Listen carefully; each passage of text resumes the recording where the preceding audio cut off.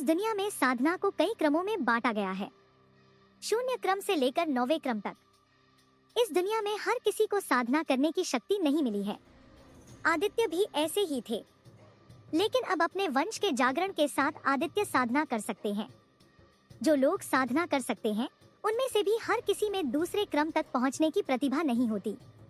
इसलिए लगभग 60% से 70% साधक हमेशा पहले क्रम पर ही अटके रहते हैं। लगभग 65% आबादी में साधना करने की क्षमता नहीं है।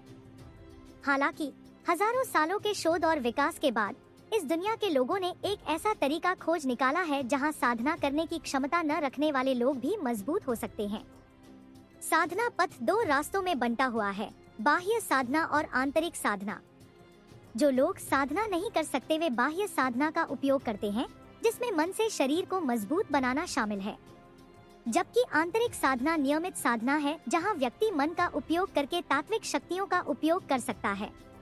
एक निश्चित अवस्था तक पहुंचने के बाद व्यक्ति तत्वों का उपयोग कर सकता है, या तत्वों का उपयोग करने का दूसरा तरीका एक तत्व प्रकार की रक्तरेखा होना है, जैसे कि आदित्य के पास अब इन्फर्नो ब्लेज ड्रैगन रक्तरेखा है। 5 प्राथमिक तत्व हैं: अग्नि, पृथ्वी, जल, वायु और बिजली। 5 प्राथमिक तत्वों के अलावा कुछ ऐसे व्यक्ति भी हैं जिनके पास मुख्य रूप से उनके रक्तरेखा के कारण या उनके साथ पैदा होने के कारण दुर्लभ तत्व हैं। खेती की दुनिया में केवल वे लोग जो अपने रक्तरेखा को जगाने के लिए भाग्यशाली हैं, उन्हें सबसे अधिक लाभ होता है। रक्तरेखा को जगाने से सैकड़ों लाभ मिलते हैं। यह ताकत बढ़ा सकता है, खेती की गति बढ़ा सकता है, पुनर्प्राप्ति गति बढ़ा सकता है, उपयोगकर्ता को कुछ दुर्लभ तत्व शक्तियाँ दे सकता है और भी बहुत कुछ। भले ही आदित्य ने कभी खेती नहीं की और अभी भी उसे 0 क्रम माना जाता था, जब उसने सिस्टम की मदद से अपने रक्तरेखा को जगाया तो उसके आंकड़ों में भारी वृद्धि हुई। युवा मास्टर, हमारे पास केवल 100 सैनिक और एक दूसरे क्रम का गार्ड है। 100 सैनिकों के अलावा सभी ने सेना छोड़ दी क्योंकि हम समय पर उनका वेतन नहीं दे सकते थे। वॉटसन की बातें सुनकर आदित्य को लगा जैसे उसके दिल में कोई अदृश्य तीर मार दिया गया हो। चूँकि नए और पुराने आदित्य की यादें एक हो गई हैं, इसलिए दोनों मूल रूप से एक व्यक्ति बन गए हैं। वर्तमान आदित्य को अपने पिछले स्वरूप की यादें हैं। यह जानते हुए कि वह शहर में सभी के दुख का कारण है, उसे इसके लिए बहुत दोषी महसूस हुआ। अगर रईसों ने समय पर अपने करों का भुगतान किया होता तो मुझे लगता है कि हमारी वर्तमान स्थिति बहुत बेहतर होती। पिछले आदित्य ने सभी वित्तीय कार्य वॉटसन के कंधों पर छोड़ दिए थे। यह चमत्कार है कि यह महल अभी भी खड़ा था, जबकि महल को चलाने के लिए बहुत अधिक ऋण लिया गया था। इस दुनिया में 100 चांदी का मूल्य 1 सोने के बराबर होता है, जबकि 100 सोने के सिक्के एक शाही सोने के बराबर होते हैं। वर्तमान आदित्य के नाम पर जितने भी कर्ज थे, उन्हें गिनने पर उसे 50 शाही सोने के सिक्के चुकाने थे। आम तौर पर एक मध्यम वर्गीय परिवार के लिए 1 महीने के खर्च को पूरा करने के लिए 1 सोना काफी होता है। अगर आदित्य अपनी कुछ जमीनें बेचने का फैसला भी कर लेता, तो भी उसके पास कर्ज चुकाने के लिए पर्याप्त पैसे नहीं होते। साथ ही यह देखते हुए कि उसका क्षेत्र कितना छोटा था, अपनी जमीन बेचना उसके लिए एक विकल्प था। मालिक सिर्फ रईस ही नहीं, यहाँ तक कि इस शहर में अपना व्यवसाय चलाने वाले लोगों ने भी कोई कर देना बंद कर दिया है। थप्पड़। आदित्य हताश होकर अपने माथे पर थपकी लगाए बिना नहीं रह सका। स्थिति कितनी खराब थी। इस देश के राजा के रूप में आदित्य से कोई नहीं डरता था। यहाँ तक कि छोटी दुकानों के मालिक भी अपने कर न चुकाने की हिम्मत रखते थे। इस समय मुझे आश्चर्य नहीं होगा अगर कोई और इस देश पर शासन करने लगे। आदित्य ने सभी कागजात नीचे रखे और गंभीरता से वॉटसन की ओर देखा। वॉटसन के आसपास के माहौल को देखकर यह स्पष्ट था कि उसका बटलर दूसरे दर्जे का बॉडी कल्टीवेटर था। वॉटसन, इस शहर में सबसे बड़ा व्यवसायी कौन है? यह नॉर्लर परिवार है। कुछ साल पहले उनके परिवार के पास 2 दुकानें थी, लेकिन अब उनके पास पूरे शहर में 19 दुकानें हैं। नॉर्लर परिवार इज्योर शहर के कुल व्यवसाय का 80% नियंत्रित करता है। उनके करों का भुगतान कब तक नहीं किया गया? 24 महीने नहीं, वास्तव में यह 25 महीने हैं। वॉटसन, तुम क्या कहते हो? क्या हमें इस नॉर्लर परिवार से मिलना चाहिए? आदित्य ने ठंडे स्वर में पूछा। खुद एक ड्रैगन होने के कारण आदित्य के अंदर अहंकार कूट कूट कर भरा हुआ था। अगर कोई उसका अपमान करने की हिम्मत करता है तो वह बस चुपचाप बैठकर उसे बर्दाश्त नहीं करेगा। मैं अपने युवा स्वामी का अनुसरण करूंगा। आदित्य देख सकता था कि वॉटसन भी अपने हाथ धोने के लिए इंतजार नहीं कर सकता था। अच्छा, तो हम कल निकलेंगे। दृश्य बदल गया। आदित्य के कमरे से बाहर निकलने के बाद वॉटसन अपने असली स्वामी जूलिया को सब कुछ बताने गया, जो आदित्य की पत्नियों में से एक थी। इस बीच आदित्य सोने नहीं गया। आदित्य ने अपने आंकड़े और कौशल की जांच करने के लिए कुछ समय लिया। नाम आदित्य बेनेथ। जाति ड्रैगन। रक्तरेखा इन्फर्नो ब्लेज ड्रैगन रक्तरेखा। वर्तमान वर्ग वॉर डांसर। वर्तमान वर्ग स्तर 01। सहज कौशल तुरंत सीखना और अनुकूलन, उग्र ज्वाला, हथियार महारत। निष्क्रिय कौशल विस्फोट तरंग, पिघला हुआ बोल्ट, मौन मन। शक्ति 70। गति 70। सहन शक्ति 70। स्वास्थ्य 70। मन 70। मुक्त आंकड़े 0। तत्काल सीखना और अनुकूलन कौशल उपयोगकर्ता के मस्तिष्क को बढ़ावा देते हैं, जिससे उपयोगकर्ता सीखने और अनुकूलन के मामले में प्रतिभाशाली बन जाता है। कौशल मस्तिष्क को 25 गुना बढ़ा देगा। उग्र ज्वाला यह कौशल उपयोगकर्ता को आग को नियंत्रित करने की अनुमति देता है। हर बार जब उपयोगकर्ता इस कौशल को सक्रिय करता है तो यह प्रति सेकंड 2+ मन का उपभोग करेगा। इस कौशल की सीमा उपयोगकर्ता की कल्पना पर निर्भर करती है। विस्फोट तरंग जब इस कौशल का उपयोग किया जाता है तो उपयोगकर्ता लावा को नियंत्रित कर सकता है। जब भी यह कौशल सक्रिय होगा, यह प्रति सेकंड 5+ मैना की खपत करेगा। इस कौशल की सीमा उपयोगकर्ता की कल्पना पर निर्भर करती है। मोल्टेन बोल्ट इस कौशल का उपयोग करके कोई भी लावे बोल्ट फायर कर सकता है। हर बार जब इस कौशल का उपयोग किया जाता है तो यह प्रति सेकंड 0.5+ मैना की खपत करेगा। इस कौशल की सीमा उपयोगकर्ता की कल्पना पर निर्भर करती है। हथियार महारत यह कौशल उपयोगकर्ता को उपयोगकर्ता द्वारा रखे गए किसी भी हथियार पर ज्ञान और तत्काल महारत देता है। हथियार महारत किसी भी हथियार की शक्ति को 10% तक बढ़ा देती है।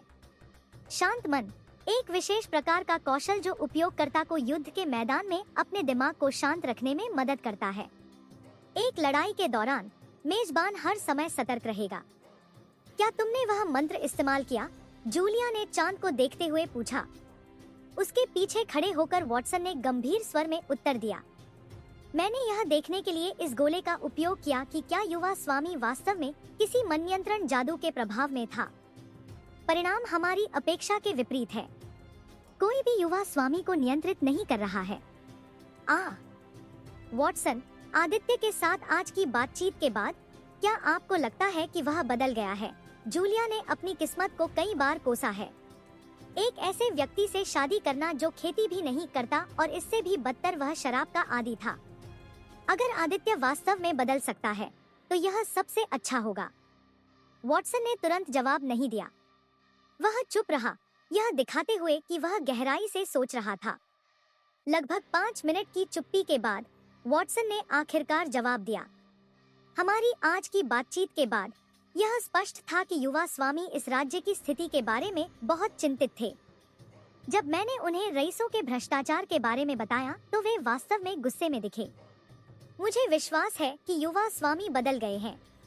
जहां तक इस बदलाव से भाग्य आएगा या नहीं, इस बारे में मुझे भी यकीन नहीं है।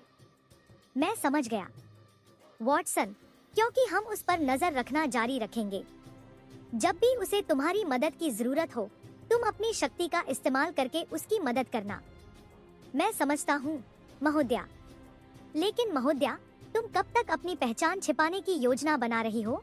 वॉटसन को लगा कि अब युवा स्वामी एक बेहतर इंसान बनने के संकेत दे रहा है, इसलिए युवती की पहचान उजागर करना बेहतर होगा। अभी मैं उस पर नजर रखूंगा, सिर्फ इसलिए कि मेरे माता पिता ने मेरी शादी आदित्य से करवाने का फैसला किया है। इसका मतलब यह नहीं है कि मेरे मन में उसके लिए भावनाएं हैं। अगले दिन आदित्य, जूलिया और वॉटसन ने साथ में नाश्ता किया। खाने के बाद आदित्य ने स्नान किया। पूरा महल खाली था। वहां सिर्फ जूलिया, वॉटसन और आदित्य थे। महल के चारों ओर घूमते हुए आदित्य ने देखा कि महल के कुछ हिस्से टूटे हुए थे या टूटने वाले थे। महल बहुत पुराना था और उसे मरम्मत की सख्त जरूरत थी। क्या तुम तैयार हो, युवा स्वामी? वॉटसन ने पूछा। फिलहाल वॉटसन ने साधारण कपड़े पहने हुए थे, जिससे वह एक आम आदमी जैसा दिख रहा था। आदित्य ने ही वॉटसन को अपनी असली पहचान छिपाने और भेष बदलने के लिए कहा था। फिलहाल आदित्य किसी को भी अपने हाल ही में जागे हुए वंश के बारे में नहीं बताना चाहता था। इसलिए आज आदित्य और वॉटसन अलग अलग पहचान का उपयोग कर रहे थे। अंकल जैक, मुझे इसहाक कहो। हम राजा द्वारा कर वसूलने के लिए भेजे गए पहरेदार हैं। वॉटसन ने अजीब नजर से अपना सिर हिलाया। वॉटसन को किसी ऐसे व्यक्ति को बुलाने में सहजता नहीं थी जिसे वह सालों से यंग मास्टर कहता आ रहा था। यंग मास्टर, क्या कोई खास वजह है कि आपने अपनी पहचान क्यों छिपाई? चलते हुए वॉटसन ने उत्सुकता से पूछा। वॉटसन, अगर मैं रईसों को चौंकाना चाहता हूँ, तो मैं अपनी पहचान किसी को नहीं बता सकता। उनके लिए मैं अभी भी शराब का आदी हूँ। अगर मैं उन्हें अपने कदम के बारे में बता दूँ, तो वे सतर्क हो जाएंगे और शायद सबसे बुरा काम करें, यानी इस राज्य की सारी दौलत लेकर दूसरे राज्य में भाग जाए। मैं समझता हूँ, युवा स्वामी। सड़कों पर चलते हुए आदित्य को एक बार फिर एहसास हुआ कि इस शहर की हालत कितनी खराब है। यह शहर इस राज्य की राजधानी माना जाता था, लेकिन इस शहर की हालत एक गांव से भी बदतर थी। सड़कें ठीक से नहीं बनी थी। खुले में कूड़ा फेंका जाता था। जंगली कुत्ते और बिल्लियां हर जगह घूम रहे थे। सड़कों के किनारे भिखारी लेटे हुए थे। घर खराब तरीके से बने थे। कुछ मिट्टी के घर ऐसे लग रहे थे जैसे किसी भी पल गिर जाएंगे। अमीर व्यापारियों के लिए माल ढोने वाले दास थे। शराबी आदमी चलने में संघर्ष कर रहे थे। 10 मिनट तक शहर को देखने और देखने के बाद एक सामान्य व्यक्ति भी बता सकता है कि उसका शहर योजनाबद्ध नहीं था। पिछले राजा को इस शहर की स्वच्छता और सफाई पर थोड़ा ध्यान देना चाहिए था। स्वामी, हम यहाँ हैं। दस्तक, दस्तक। सुबह सुबह हमें कौन परेशान कर रहा है? एक बूढ़े आदमी की गुस्से भरी आवाज सुनकर वॉटसन और आदित्य ने एक दूसरे की तरफ देखा। खांसी। गला साफ करने के बाद आदित्य ने अपने गुस्से को अपने स्वर में न दिखाने की पूरी कोशिश की। सर, हम आपका सामान लेकर पड़ोसी शहर से यहाँ आए हैं। आप लोग जल्दी आ गए। रुकिए, मैं 1 सेकंड में पहुँच जाऊंगा। वॉटसन अवाक रह गया। वह काम के लिए इतना सस्ता झूठ नहीं बोल रहा था। क्लिक। लोहे से बने दरवाजे को खोलते ही एक बूढ़ा आदमी आदित्य के सामने खड़ा हो गया, जो वॉटसन से छोटा होने के बावजूद उससे बड़ा लग रहा था। बूढ़ा आदमी अपने शरीर को लकड़ी की छड़ी से सहारा दे रहा था। वह महंगा दिखने वाला किमोनो पहने हुए लग रहा था। उसने गले में सोने की मोटी चेन और बाएं हाथ में सोने का कंगन पहना हुआ था। आप कौन हैं? मैं आप दोनों को पहचान नहीं पा रहा हूँ। बूढ़ा आदमी, जो नॉलर परिवार का मुखिया भी था, आदित्य और वॉटसन के चेहरों को देखते हुए बोला।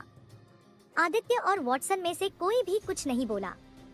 आदित्य पहले से ही नॉलर परिवार पर गुस्सा था, जबकि वॉटसन इस बूढ़े आदमी के रवैये को देखकर नाराज हो रहा था।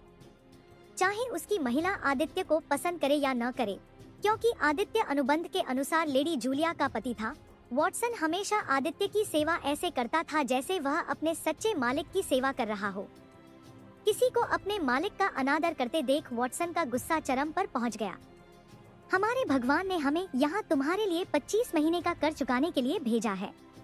आदित्य की बातें सुनकर उनकी अपेक्षा के विपरीत सैम नाम का बूढ़ा आदमी जोर से हंसने लगा। हाँ, तुम्हारा मतलब उस कूड़े से है जो हर दिन शराब पीता है। वॉटसन ने ये शब्द सुनकर भौहें सिकोड़ ली, जबकि आदित्य आखिरकार अपनी आंखों से यह देख सकता था। नॉलर परिवार जैसा छोटा व्यापारी भी आदित्य से नहीं डरता था, तो रईस उसकी बात क्यों मानते?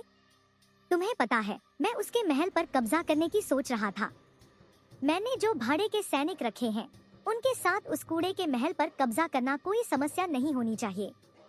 मुझे पता है कि तुम दोनों को मेरे लिए काम करना शुरू कर देना चाहिए। मैं दुगनी रकम चुकाऊंगा। तुम क्यों? वॉटसन सैम पर आरोप लगाने ही वाला था, लेकिन आदित्य ने उसे मुस्कुराते हुए रोक दिया। सर, मैं वास्तव में आपके प्रस्ताव में दिलचस्पी रखता हूँ। क्यों न हम इस बारे में उस गली में और बात करें। चेहरे पर मासूम मुस्कान के साथ आदित्य और सैम दोनों सुनसान गली में चले गए। कृपया रुकें, मैं आपसे विनती करता हूँ। मेरे बाल नहीं, मेरी पैंट नहीं, रुको।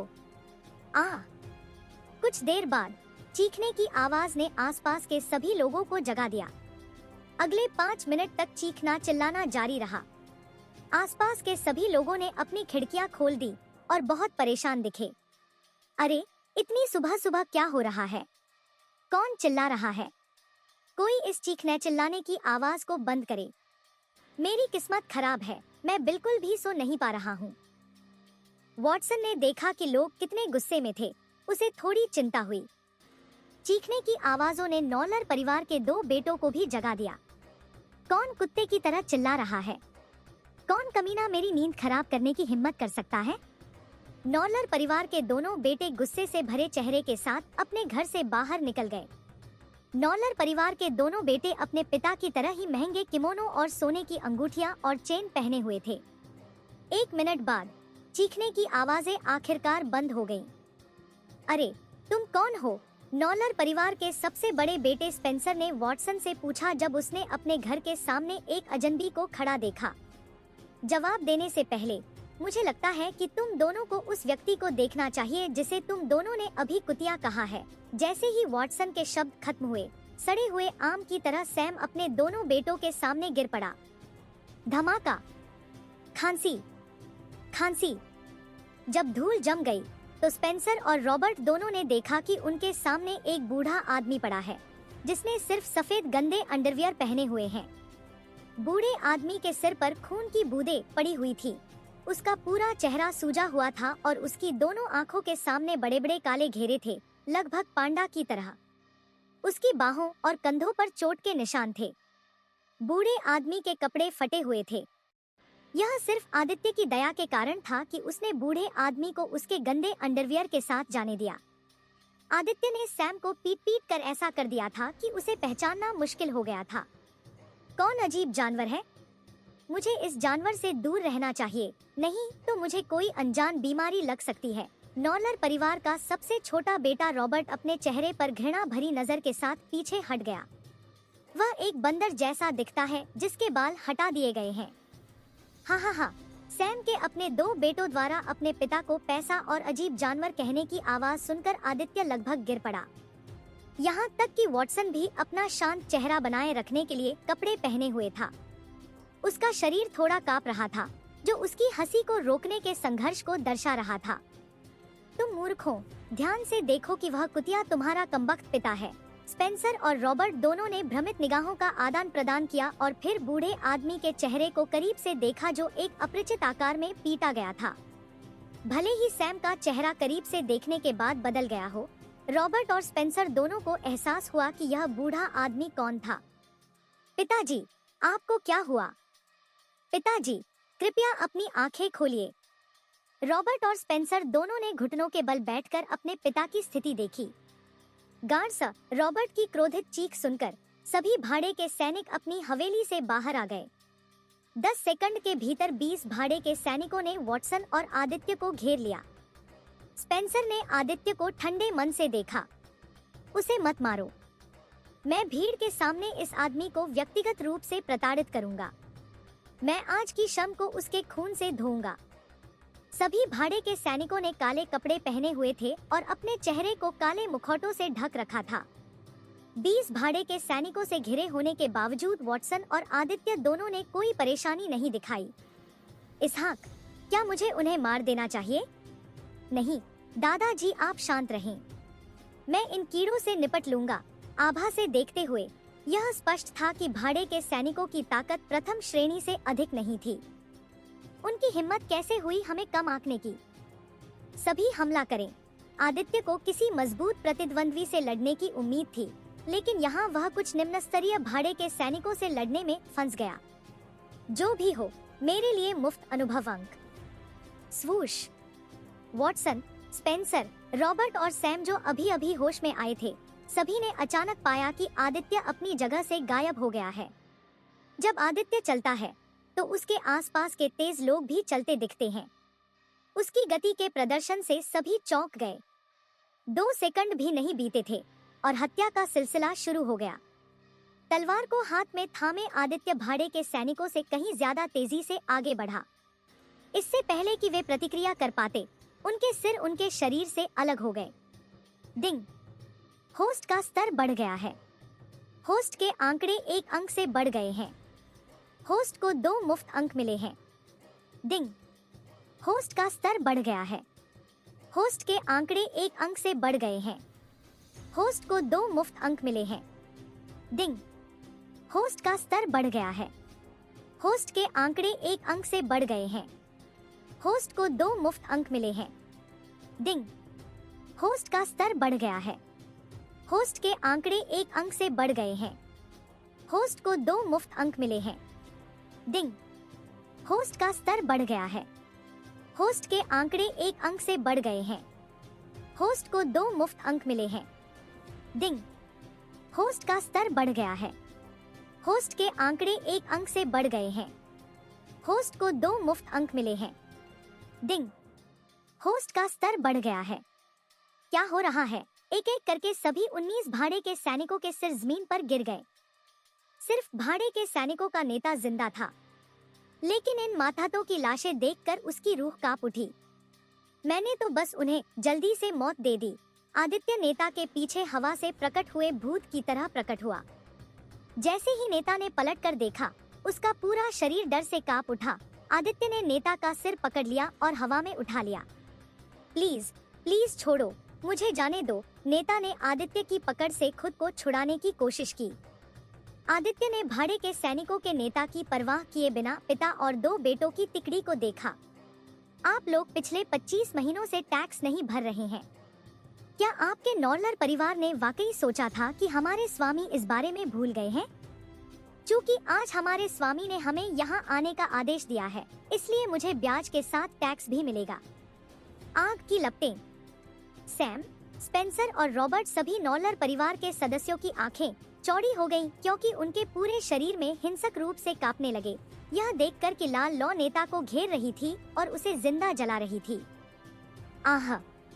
नेता की चीख सुनकर सभी के रोंगटे खड़े हो गए। जब आग की लपटें उसके शरीर को जलाने लगी, तो उसने खुद को छुड़ाने के लिए पूरी ताकत से संघर्ष किया। सैकड़ों वर्षों के अनुभव वाले वॉटसन को भी अपनी आंखों के सामने जो कुछ हो रहा था, उस पर यकीन नहीं हो रहा था। इस समय सभी लोग डरे हुए थे।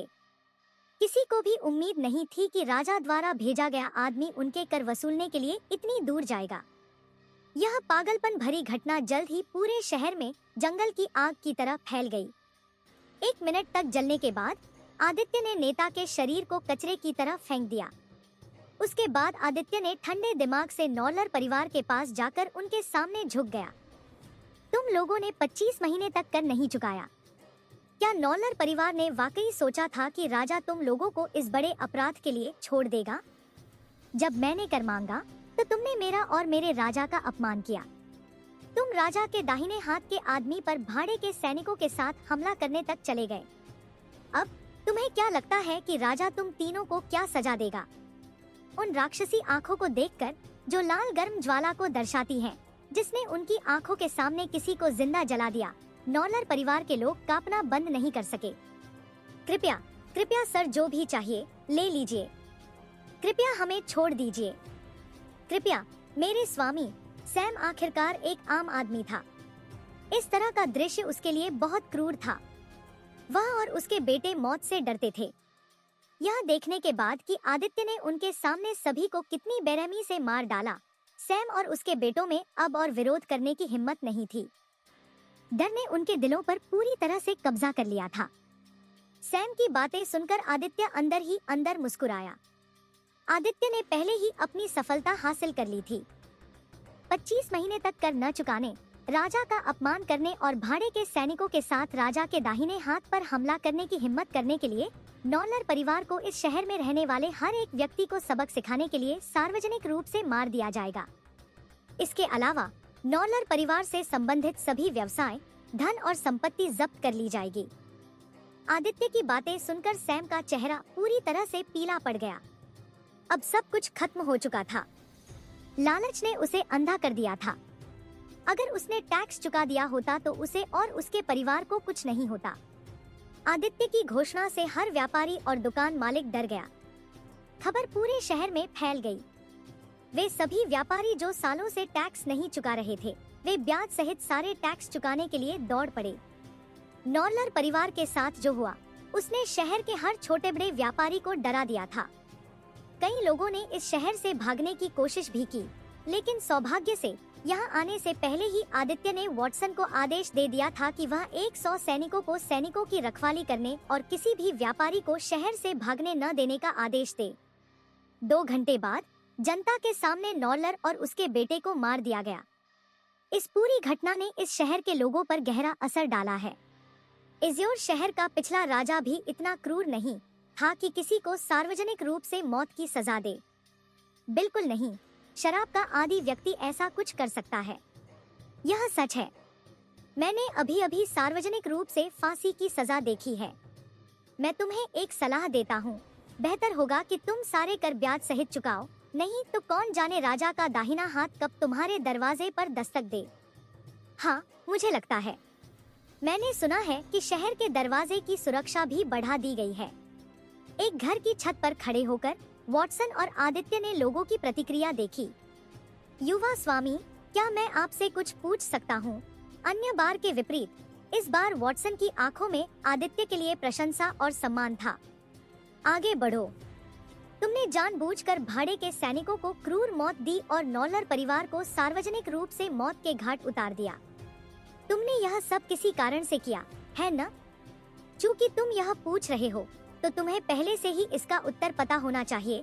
आदित्य ने रहस्यमयी मुस्कान के साथ वॉटसन को देखा। तुम लोगों के दिलों में डर पैदा करना चाहते थे। तुम्हें पता था कि तुम लोगों के बीच राजा के रूप में अपना सम्मान खो चुके हो, इसलिए क्रूर मौतें देकर तुमने लोगों के दिलों में डर और दहशत पैदा कर दी। तुमने नॉर्लर के परिवार की मौत के जरिए दूसरे दुकानदारों और व्यापारियों को अप्रत्यक्ष रूप से कर चुकाने का संदेश भी दिया। यह तुम्हारी तरफ से पूरी तरह से एक शानदार कदम था। आदित्य मुस्कुराया और कोई जवाब नहीं दिया। कभी कभी एक राजा को अपने राज्य से वायरस को खत्म करने के लिए अंधेरे की तलवार का इस्तेमाल करना चाहिए। मैंने सभी को संदेश देने के लिए क्रूरता का इस्तेमाल किया। यह संदेश सिर्फ लोगों के लिए ही नहीं था, बल्कि शहर में छिपे अपराधियों और ठगों के लिए भी था। शाम हो चुकी थी। दक्षिण से हल्की हवा चलने से आसमान हल्का लाल हो गया था। बगीचे में बैठा आदित्य रिपोर्ट पढ़ रहा था, जो अब खाली मैदान बन चुका था। तभी जूलिया चाय और कुछ स्नैक्स लेकर आई। मास्टर, मैंने आपकी चाय मंगवाई है। आदित्य ने हैरानी से सिर हिलाया। बजट रिपोर्ट पढ़ते हुए वह खोया हुआ लग रहा था। वह पूरी तरह बदल गया है। जूलिया 2 साल से अपने पति के साथ नौकरानी के वेश में रह रही है। वह आदित्य की पिछली आदतों को किसी से भी बेहतर जानती थी। आदित्य एक ऐसा व्यक्ति था जिसका पूरा जीवन शराब और वाइन पर निर्भर था। यहाँ रहने के अपने 2 सालों में उसने कभी आदित्य, पूर्व ड्रैगन राजकुमार को कैसल गार्डन में आते नहीं देखा। ऐसा लग रहा था जैसे आदित्य, जिसे हर कोई जानता और घृणा करता था, चला गया हो। उसके सामने पूर्व ड्रैगन राजकुमार एक नया व्यक्ति है। कल रात जूलिया ने मान लिया कि आदित्य यह सब इसलिए कर रहा है क्योंकि उसे ड्रिंक्स के लिए बजट चाहिए था। लेकिन दिन भर उसने जो कुछ भी किया, उसके बाद जूलिया को यह स्वीकार करना पड़ा कि आदित्य अब एक बदल गया है। महल में वापस लौटने के बाद आदित्य ने वॉटसन को अपने कमरे में रखी सारी शराब और शराब की बोतलें बेचने का आदेश दिया। शराब की लत वाले व्यक्ति के लिए यह बहुत बड़ी बात थी। सब कुछ एक मीठे सपने जैसा लगता है। ऐसी दुनिया में जहां आदित्य एक मेहनती राजा है जो इस देश के लिए सबसे अच्छा करने की कोशिश कर रहा है। अगर आदित्य हमेशा के लिए वहां रह सकता है, तो मुझे उसकी पत्नी होने और हर समय उसके साथ रहने में कोई आपत्ति नहीं है। उसकी पत्नी होने के बारे में सोचते हुए जूलिया आदित्य की ओर देखने से खुद को रोक नहीं पाई, जो रिपोर्ट पढ़ने में ध्यान केंद्रित कर रहा था। नहीं नहीं नहीं, मैं क्या सोच रही हूँ? यहाँ तक कि जूलिया को भी नहीं पता था कि वह क्या सोच रही थी। लेकिन अब जब मैंने ध्यान से देखा तो आदित्य वाकई बहुत सुंदर है। पहले जूलिया आदित्य से इतनी घृणा करती थी कि वह कभी उसके चेहरे पर ठीक से नजर नहीं डालती थी। लगभग 99% समय आदित्य नशे में और बेहोश रहता था। शायद अब जब आदित्य बदलने लगा है तो मुझे वह पहले जैसा घिनौना नहीं लगता। जूलिया अपने विचारों में इतनी खोई हुई थी कि उसने चाय पर ध्यान ही नहीं दिया जो बह रही थी। जूलिया रुक जाओ, आदित्य के शब्दों ने कुंवारी युवती को वास्तविकता में वापस ला दिया, जहां उसे एहसास हुआ कि उसने कितनी बड़ी गलती की है। अरे नहीं मालिक, मैं माफी मांगती हूँ। मैं अपने विचारों में इतनी खोई हुई थी कि मुझे पता ही नहीं चला कि चाय कब मेज पर गिर गई। जूलिया ने जल्दी से अपना सिर झुकाया और माफी मांगी। यह 1 साल में उसकी पहली गलती थी। यहाँ 2 साल तक नौकरानी के तौर पर काम करने के बाद जूलिया अब एक पेशेवर नौकरानी बन गई थी।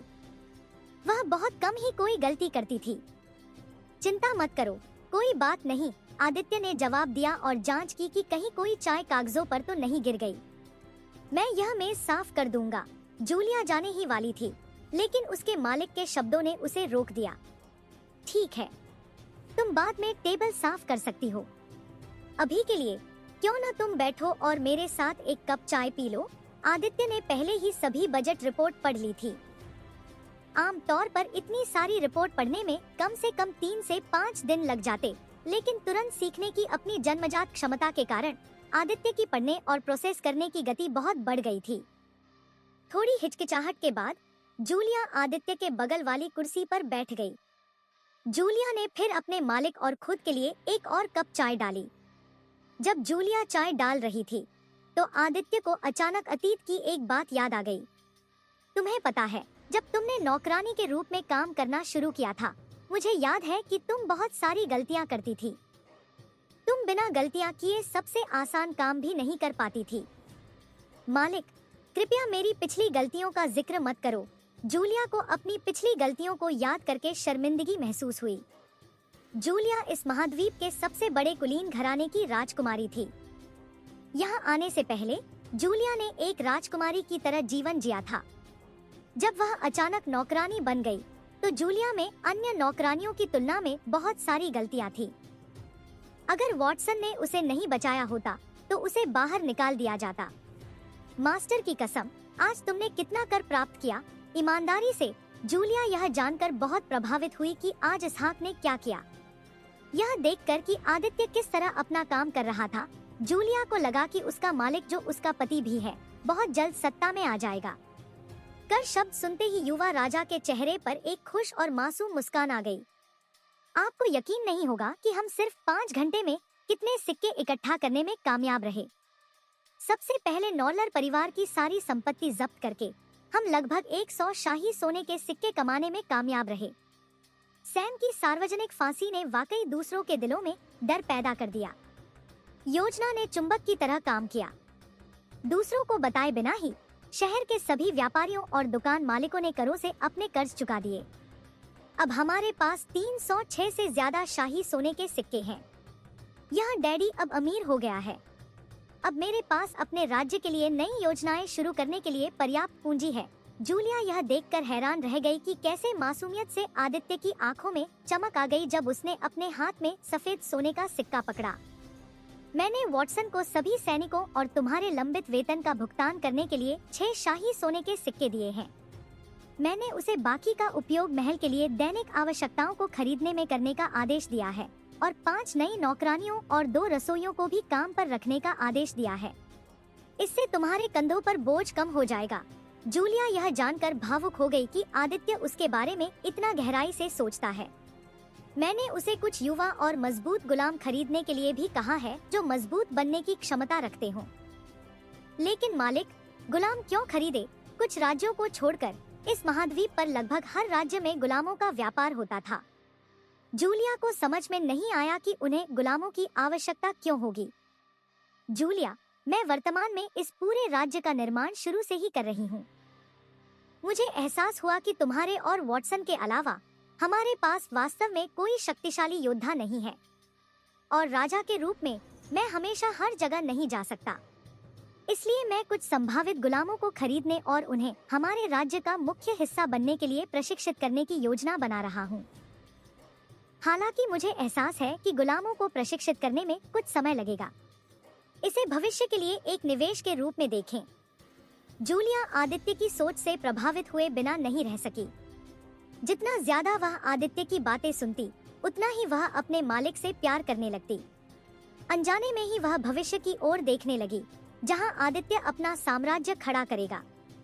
जब मालिक और नौकरानी दोनों चाय का आनंद ले रहे थे, तो नौकरानी, जो कि मालिक की पत्नी थी, के मन में अचानक एक सवाल आया।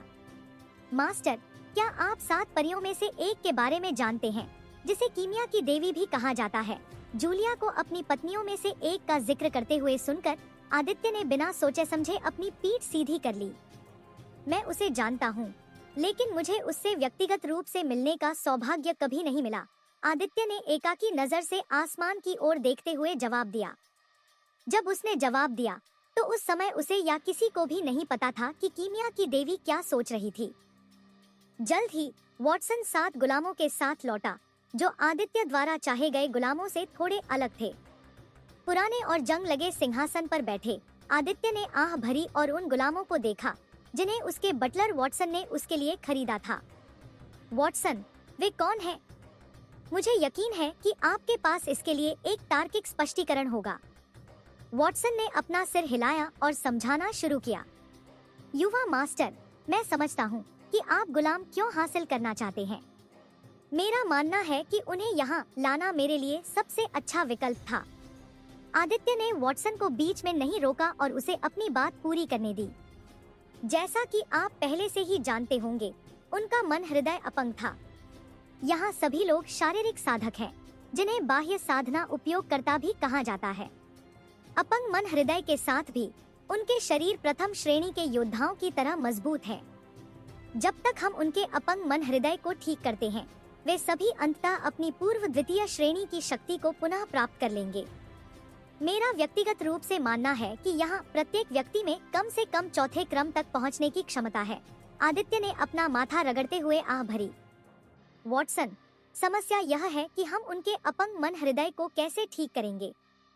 इस पूरी दुनिया में कोई भी नहीं जानता कि अपंग मन हृदय को कैसे ठीक किया जाए।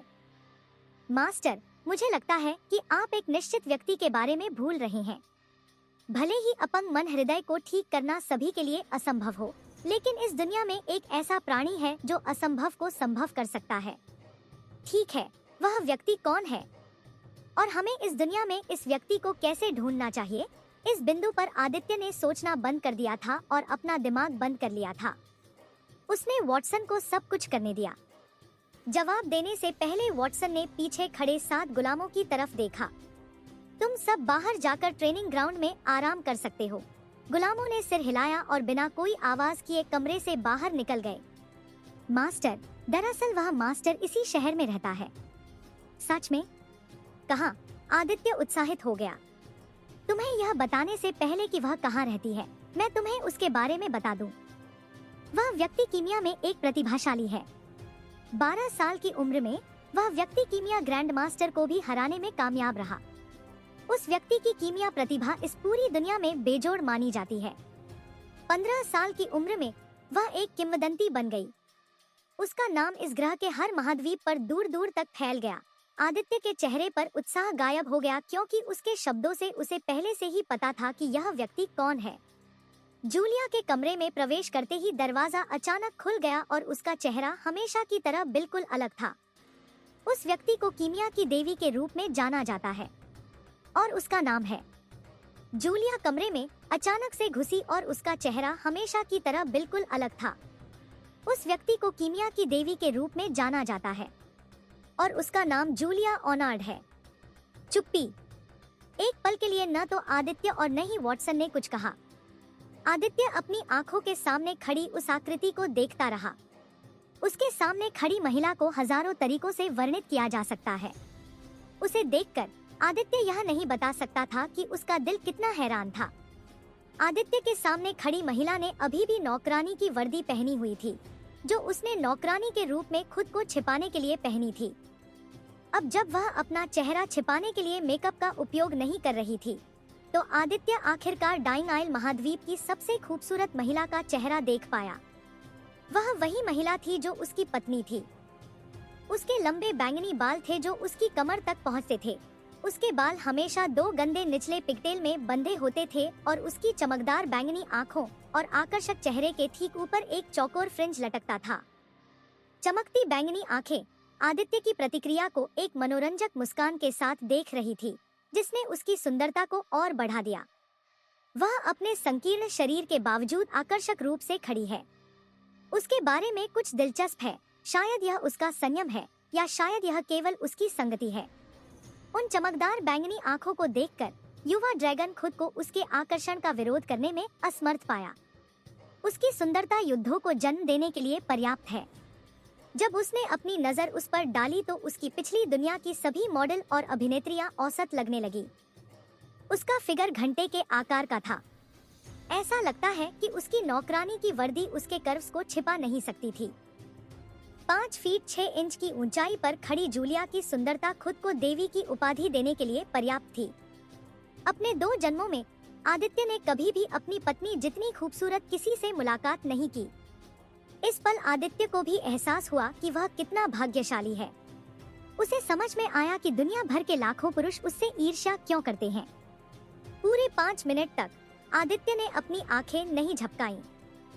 जितना अधिक वह जूलिया को देखता था, उतना ही वह उसे देखता रहना चाहता था। उसकी आंखों में कोई वासना नहीं थी। हालांकि नर ड्रैगन्स को सक्सुबस जाति के बाद दूसरे सबसे ज्यादा वासना के लिए जाना जाता है। क्या तुमने देखना बंद कर दिया? जूलिया ने चिढ़कर पूछा। हालांकि जूलिया ऊपर से नाराज लग रही थी, लेकिन अंदर से वह बहुत खुश थी। ज्यादातर समय जूलिया अपना चेहरा छिपा लेती थी क्योंकि उसे अपने शरीर पर दूसरे पुरुषों की वासना भरी निगाहें पसंद नहीं थी। उसे जो बात खुश करती थी वह यह थी कि आदित्य उसे वासना से नहीं देखता था। उसकी आंखों में सिर्फ गर्मजोशी और प्रशंसा थी। जूलिया ने आखिरकार अपनी पहचान उजागर करने का फैसला किया है। आदित्य से हुई बातचीत के बाद उसे यकीन हो गया कि उसका आदमी बदल गया है। जूलिया आदित्य को एक मौका देना चाहती थी। पहले आदित्य की जिंदगी शराब के इर्द गिर्द ही घूमती थी, लेकिन अब जब वह बदल गया है तो वह उसे बेहतर भविष्य के लिए सहारा देना चाहती थी। साथ ही आज सुबह उसने अपने वफादार बटलर वॉटसन से थोड़ी बातचीत की। मौजूदा आदित्य को किसी भी चीज से ज्यादा उसकी मदद की जरूरत है। अगर उसका छोटा सा योगदान आदित्य को एक महान व्यक्ति बनने में मदद कर सकता है, तो उसे ऐसा करने में कोई आपत्ति नहीं होगी। मैं माफी चाहता हूँ। आदित्य ने अपनी धड़कन कम करने की कोशिश करते हुए दूसरी तरफ देखा। मुझे यह जानकर शर्म आ रही है कि मिस ओनार्ड पिछले 2 सालों से मेरी नौकरानी के तौर पर काम कर रही है और मैं उसे पहचान नहीं पाया। आदित्य ने सोचा कि डाइंग आइल महाद्वीप के लोग क्या करेंगे जब उन्हें पता चलेगा कि उनकी देवी किसी निम्न स्तर के शराब के आदी व्यक्ति के लिए नौकरानी के तौर पर काम कर रही है। आपको मुझे औपचारिक रूप से संबोधित करने की कोई जरूरत नहीं है। आप मुझे जूलिया कह सकते हैं। आदित्य ने जो सोचा था उसके विपरीत। भले ही जूलिया ने अपनी पहचान बता दी थी, फिर भी वह वही जूलिया थी जिसे वह जानता था। उसके व्यक्तित्व में कोई बदलाव नहीं आया था, जिससे आदित्य को बहुत राहत मिली क्योंकि वह भी किसी घमंडी राजकुमारी से निपटना नहीं चाहता था।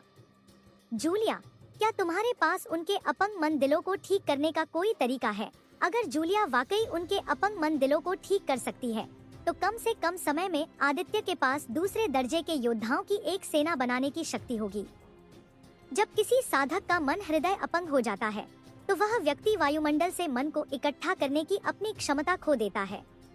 आंतरिक प्रकार के साधकों के लिए इसका मतलब होगा कि उनके साधना वाहक का अंत। लेकिन शरीर प्रकार के साधकों के लिए, चूंकि उनका मुख्य ध्यान अपने शरीर को हथियार की तरह मजबूत बनाना था, भले ही मन हृदय अपंग हो, वे अपनी सारी ताकत नहीं खोते। यही कारण है कि वॉटसन द्वारा खरीदे गए दासों में अभी भी प्रथम श्रेणी के योद्धाओं की ताकत थी। अगर जूलिया उनके अपंग मन हृदयों को ठीक कर सकती है, तो आदित्य दास व्यापारी से अपंग मन हृदय वाले सभी शरीर साधकों को खरीद सकता है और उन्हें अपनी सेना में शामिल कर सकता है। उसे दासों द्वारा उसके साथ विश्वासघात करने की चिंता भी नहीं करनी पड़ेगी, क्योंकि दास का अनुबंध दासों को उसके साथ विश्वासघात करने से रोकेगा। मैं अपंग हृदय को ठीक करने की विधि जानता हूँ, लेकिन असली मुद्दा सामग्री है। आपको किन सामग्रियों की आवश्यकता है? मैं सामग्री खरीदने के लिए हमारे सभी आरक्षित धन का निवेश करने के लिए तैयार हूँ। आदित्य आज कर के रूप में अर्जित सभी स्वर्ण सिक्कों का उपयोग करने में संकोच नहीं करेगा। 7 द्वितीय श्रेणी के योद्धा होने से उसके राज्य की ताकत में बहुत वृद्धि हो सकती है। यहाँ तक कि उसके अधीन 2 कुलीनों के पास भी केवल 4 द्वितीय श्रेणी के योद्धा हैं। द्वितीय श्रेणी के योद्धाओं में सबसे कमजोर व्यक्ति आसानी से 100 शीर्ष प्रथम श्रेणी के योद्धाओं को मार सकता है। प्रथम श्रेणी के योद्धाओं और द्वितीय श्रेणी के योद्धाओं के बीच का अंतर शेर की तुलना ड्रैगन से करने जैसा है। मास्टर, मुझे जिन सामग्रियों की आवश्यकता होगी वे हैं वाइवन का हृदय, फीनिक्स ऐश और पॉइजन बेरी फूल। चूंकि वाइवन का हृदय प्राप्त करना बहुत महंगा होगा, इसलिए मैं इसे मास्टर के रक्त की एक बूंद से बदल सकता हूँ। चूंकि ड्रैगन वाइवन से बेहतर है। फीनिक्स ऐश में एक छिपी हुई संपत्ति है जो घायल अंगों को ठीक कर सकती है। पॉइजन बेरी फूल के बारे में क्या? आदित्य ने सोचा कि पॉइजन बेरी का उपयोग जहर बनाने के लिए किया जाता है। ड्रैगन के रक्त में बहुत अधिक जीवन शक्ति होती है, यहाँ तक कि रक्त की एक बूंद में भी बहुत अधिक ऊर्जा होती है। मुझे मैना हृदय को फिर से चालू करने के लिए उस ऊर्जा की आवश्यकता है, जबकि फीनिक्स ऐश को ड्रैगन के खून के साथ मिलाने पर छिपी हुई उपचारात्मक संपत्ति सक्रिय हो जाएगी जो अपंग मन हृदय को ठीक कर देगी। लेकिन प्रक्रिया समाप्त हो गई है। जूलिया ने वॉटसन की ओर देखा जो भी आश्चर्यचकित था। जब किसी साधक का हृदय अपंग हो जाता है तो उसके शरीर में बहुत सी अशुद्धियां जमा होने लगती हैं। ये अशुद्धियां मन के मार्ग को अवरुद्ध कर देंगी। जब जहरबेरी के फूल का उचित अनुपात में उपयोग किया जाता है तो यह हमें एक ऐसा पदार्थ देता है जो सभी अशुद्धियों को साफ कर सकता है। अच्छा वॉटसन, तुम किसका इंतजार कर रहे हो? आज हमने जो पैसे कमाए हैं उन्हें ले लो और सारी सामग्री खरीद लो। युवा गुरु, जहरबेरी के फूल सस्ते नहीं हैं और प्रत्येक फूल की कीमत 15 शाही सोने के सिक्कों तक हो सकती है। साथ ही सभी आवश्यक सामग्री प्राप्त करने में कुछ दिन लग सकते हैं। कोई बात नहीं, हम कुछ दिन इंतजार कर सकते हैं। ऐसा नहीं है कि आदित्य कल रईसों पर हमला करने वाला था, उसे और भी काम निपटाने थे। वॉटसन जाने वाला था, लेकिन तभी आदित्य ने उसे रोक दिया। जाने से पहले कम से कम 100 गुलाम खरीदना सुनिश्चित करें जिन्हें हम अपने सैनिक बनने के लिए प्रशिक्षित कर सकें। अब जब आदित्य के पास 7 पूर्वशरीर साधक थे तो वह उनके साथ बहुत कुछ कर सकता था।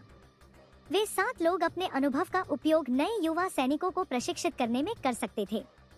वॉटसन के जाने के बाद आदित्य और जूलिया साथ साथ चले। मास्टर, आपको अपने सैनिक बनने के लिए दासों की क्या जरूरत है? आप हमेशा नए सैनिकों की भर्ती कर सकते हैं। कृपया मुझे मास्टर कहना बंद करें। आप मुझे सिर्फ मेरे नाम से बुला सकते हैं। आदित्य को यह जानकर असहज महसूस हुआ कि उसकी पत्नी उसे मास्टर कह रही है। हालांकि आदित्य ने अभी भी अपने साथ चल रही महिला के लिए कोई भावना विकसित नहीं की है, फिर भी वह नाम के लिए उसकी पत्नी थी। आदित्य उसे वह सम्मान देना चाहता था जिसकी वह हकदार थी। जहां तक आपके सवाल का सवाल है, एक औसत सैनिक का वेतन प्रति माह 1 सोना है। हम पहले से ही अपने 100 सैनिकों को 100 सोने के सिक्के दे रहे हैं। हमारी वर्तमान वित्तीय स्थिति में मैं सैनिकों की भर्ती में निवेश नहीं करना चाहता, जबकि मैं सिर्फ दास खरीद सकता हूं और उन्हें सैनिक बनने के लिए प्रशिक्षित कर सकता हूं। आदित्य ने पहले ही अपने बचे हुए 100 सैनिकों को 5 महीने से वेतन नहीं दिया है। ज्यादा सैनिकों की भर्ती करने पर ज्यादा पैसे की जरूरत होगी, लेकिन अगर वह अपने नए कर्मचारियों को जो वेतन देने जा रहा है उसका इस्तेमाल गुलामों की ताकत बढ़ाने के लिए संसाधनों में किया जाए तो आदित्य को ज्यादा लाभ मिलेगा। साथ ही जब उनकी स्थिति बेहतर हो जाएगी तो आदित्य गुलामों को भी हर महीने थोड़ी बहुत तनख्वाह देने की योजना बना रहा है। लेकिन गुरु, मेरा मतलब है आदित्य, अगर लोगों को पता चल गया कि आप गुलामों को सैनिकों के रूप में इस्तेमाल कर रहे हैं तो इससे आपकी प्रतिष्ठा प्रभावित हो सकती है। हर राजा को अपनी छवि की सबसे ज्यादा परवाह होती थी, इसलिए उन्होंने कभी भी गुलामों को सैनिक बनाने के लिए इस्तेमाल नहीं किया। जूलिया, मुझे अपनी प्रतिष्ठा की परवाह नहीं है। ऐसा नहीं है कि मेरी कोई अच्छी प्रतिष्ठा थी। मुझे समझ में नहीं आता कि दूसरे राजा इस सस्ते तरीके का इस्तेमाल क्यों नहीं करते। शराब की लत के कारण आदित्य की पहले से ही एक नकारात्मक छवि थी। वह उस तरह का व्यक्ति नहीं था जो अपनी प्रतिष्ठा या छवि की परवाह करता हो। किसी भी चीज से ज्यादा जो मायने रखता था वो था शक्ति। इस दुनिया में शक्ति ही सब कुछ है। ठीक है, अगर तुम्हें पैसे की जरूरत है तो मेरे पास तुम्हारे लिए कुछ है। आदित्य ने अपनी भौहें उठाईं और जूलिया की तरफ देखा। जब तक तुम मुझे जरूरी सामग्री खरीद कर दोगी, मैं एक सितारा उपचार औषधि बना सकता हूँ जो किसी भी प्रथम श्रेणी के साधक को पूरी तरह से ठीक कर सकती है। मैं जिस उपचार औषधि की बात कर रहा हूँ वो बाजार में मिलने वाली औषधियों से बहुत सस्ती है। औषधि बनाने के लिए जरूरी सामग्री की कीमत सिर्फ 50 चांदी के सिक्के प्रति औषधि होगी। जूलिया को बाजार या अर्थव्यवस्था के बारे में कोई जानकारी नहीं थी, लेकिन जब भी उसे अतीत में पैसे की जरूरत होती थी तो वह हमेशा अपनी कीमिया कौशल का इस्तेमाल करती थी। जूलिया, मैं आपका बहुत बहुत धन्यवाद करती हूँ। अचानक कीमिया की देवी ने अपनी आंखें चौड़ी कर ली जब आदित्य ने अपना सिर झुकाया। आपको अपना सिर झुकाने की कोई जरूरत नहीं है, जूलिया ने तुरंत जवाब दिया। तो हम मुनाफे को कैसे बांटेंगे? 50/50 कैसा रहेगा? आदित्य ने खुद को शांत करने के बाद पूछा। जब तक तुम मुझसे कुछ वादा करो, मुझे मुनाफे की जरूरत नहीं है, जूलिया ने झिझकते हुए कहा।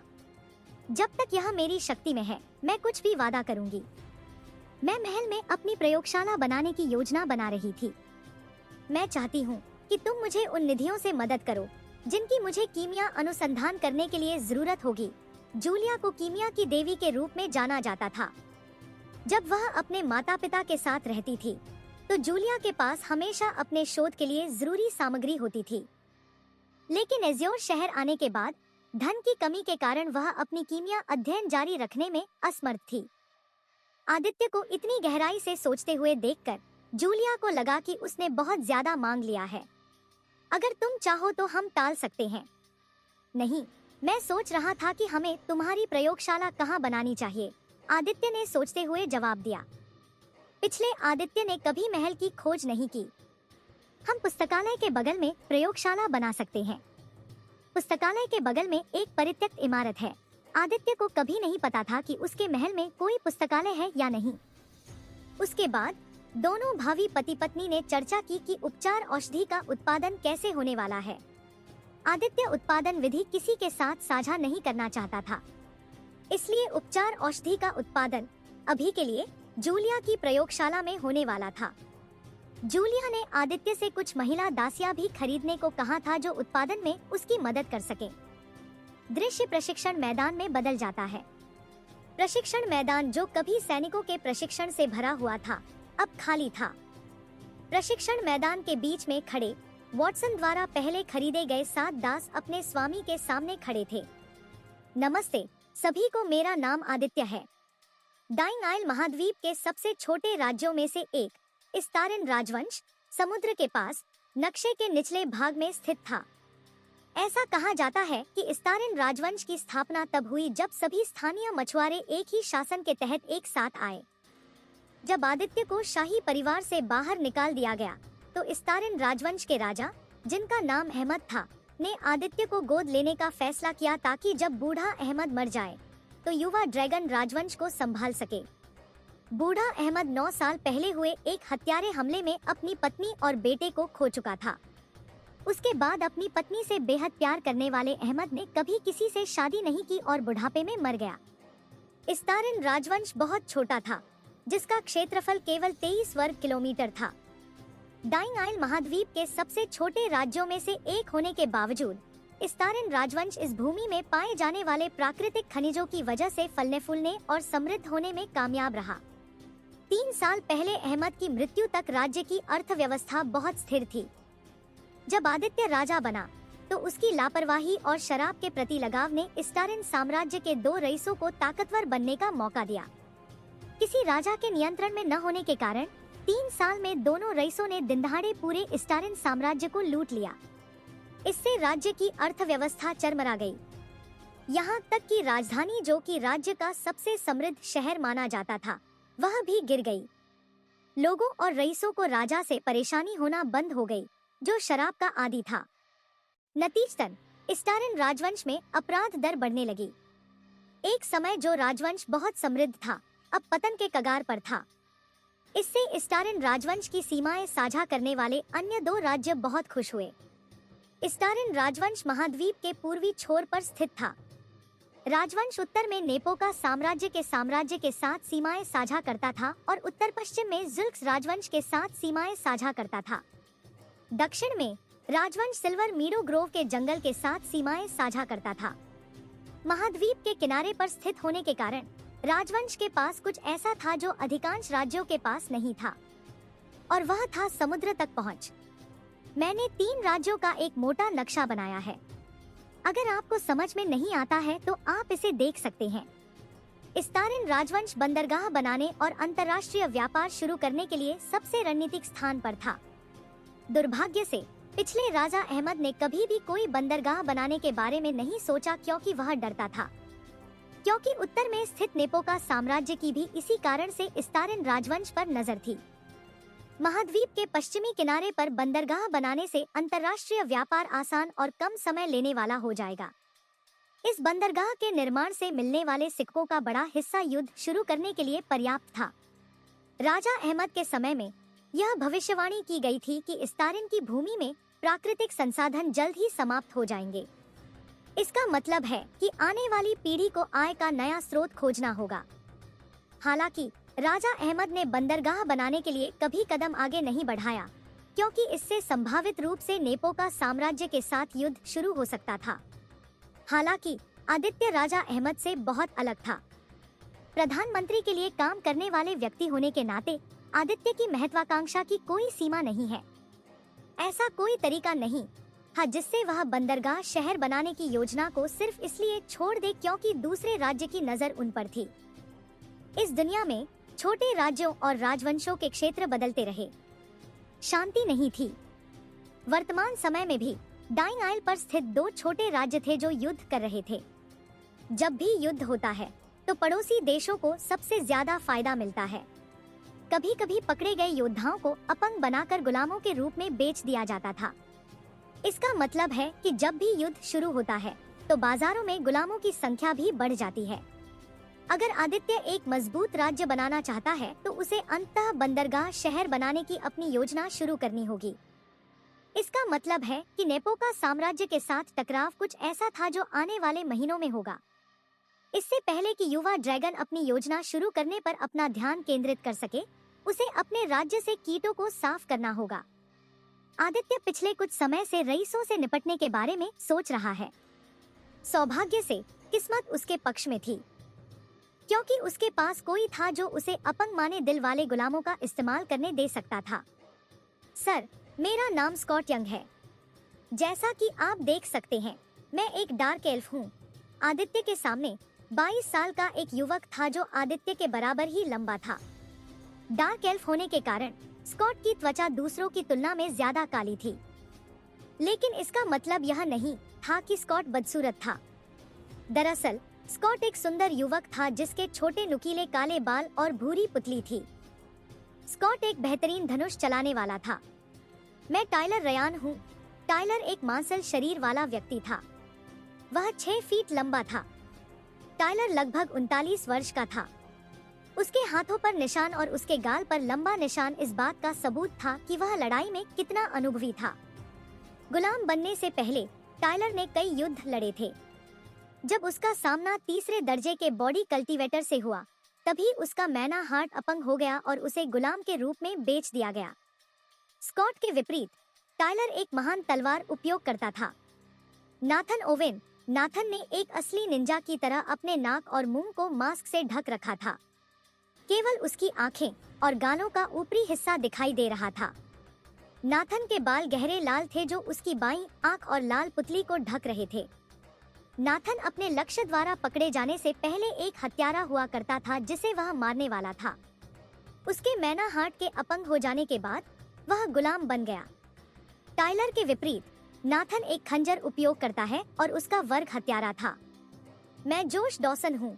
जोश एक शेर जनजाति का व्यक्ति था। इस दुनिया में कई जातियाँ एक साथ रहती हैं। उन जातियों में से एक थी शेर जनजाति।